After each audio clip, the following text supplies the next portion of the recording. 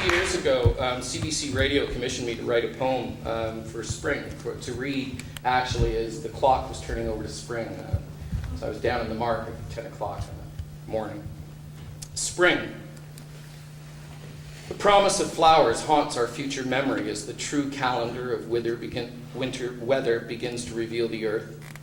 Winter, for all its mirthful snow, is a mean bastard of a thing, and we are thankful to see it go.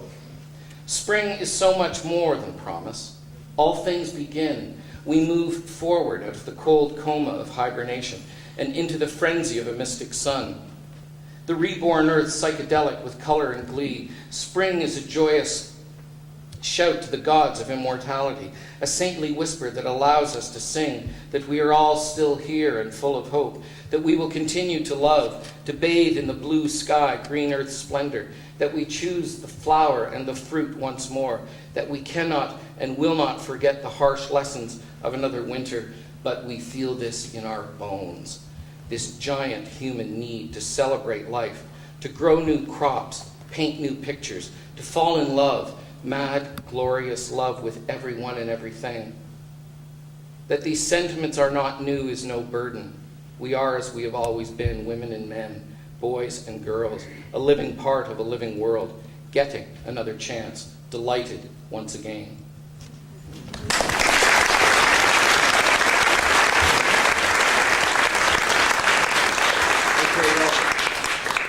I heard Mr. Berton talking about what it means to be Canadian, and this brings me to the audience participation section. For those of you who don't watch hockey, have never watched hockey, and don't know the theme to Hockey Night in Canada, I hope you're about to hear it. For those of you who know the theme to Hockey Night in Canada, it's really simple, you know, da-da-da-da-da-da, you know, everybody knows it.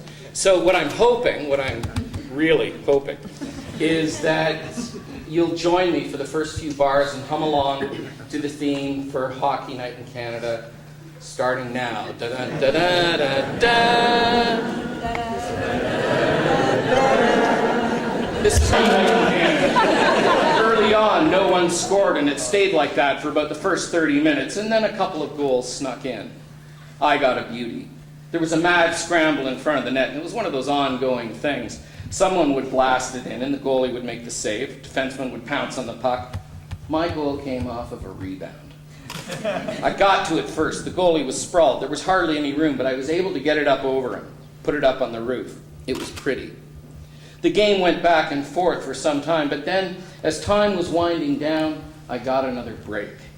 I took off. The hounds of hell would not have caught me. Ed Dick flicked a soft pass out between the two defensemen, and I was off. It was like I had a rocket booster in my asshole because I was the goddamn fucking winner. I caught the puck at the red line, and the two big defenders were right beside me, about 5 feet apart. But that was all. I felt a stick to each ankle.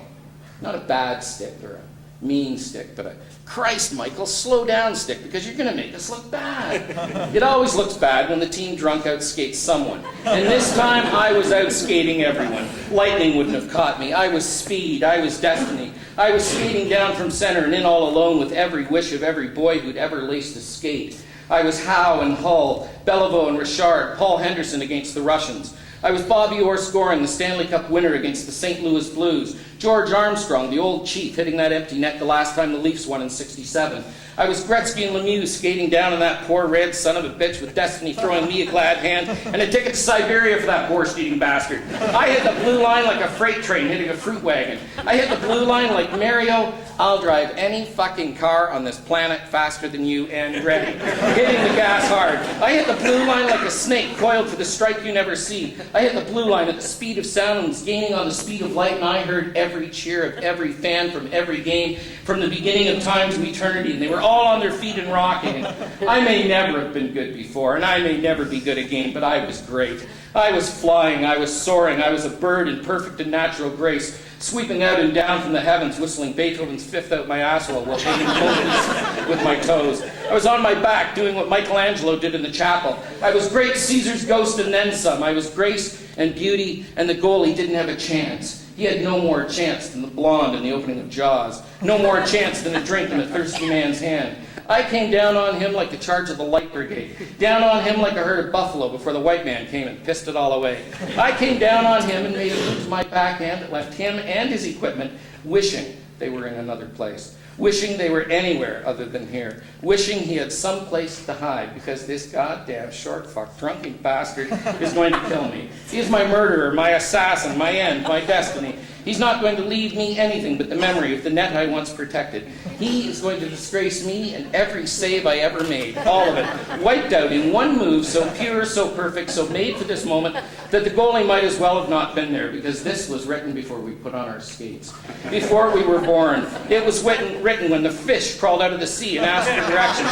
It was written when those hairy French cavemen first put something on a wall. I faked to my left, to my backhand, and for all I know, he's still wondering where I went, because I went by him like a thought. I went by him like he didn't exist, and then I put that fucker in the corner, as sweet as Ali let Foreman know what destiny's all about. A little kiss to the back of the net, as sweet as Dr. J. Duncan it with his glorious, glorious beauty. I was still traveling at the speed of two lovers.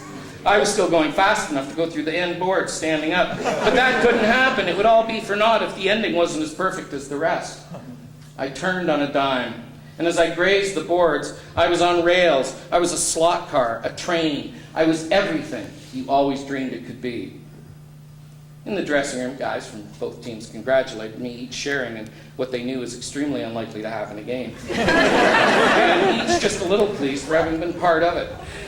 The goalie mentioned he remembered the goal from the scramble, but not the breakaway, and I'm not surprised. If I thought I was dreaming, maybe we all were. Maybe it didn't happen. Maybe the roar I heard was just blood pounding in my Southern Comfort-cured brain, but I don't think so. I felt it.